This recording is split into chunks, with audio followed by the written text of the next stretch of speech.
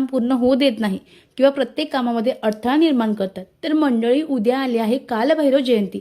या कालभैरव जयंतीला जर तुम्ही अतिशय साधा आणि सोपा उपाय केला तर निश्चित तुमची यातून सुटका होणार आहे. जे तुमचे शत्रू आहे ते तुमचे लवकरात लवकर मित्र बनणार आहेत. उपाय काय करायचा, तर या दिवशी तुम्हाला न चुकता संध्याकाळी मुख्य दरवाजावर 2 लवंग घ्यायचे आहे, त्यासोबत आपल्याला 2 वेलची घ्यायची आहे आणि त्यासोबत आपल्याला 5 भीमसेनी कापडाचे तुकडे घ्यायचे आहे आणि आपल्याला थोडीशी न चुकता काळी तीळ घ्यायची आहे.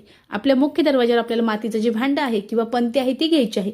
आपल्याला जी काळी तीळ आहे ते खाली टाकायचे आहे. त्यानंतर 2 अख्ख्या लवंग, 2 वेलची आणि 5 भीमसेनी कापडाचे तुकडे टाकायचे आहे आणि प्रज्वलित करायचं आहे.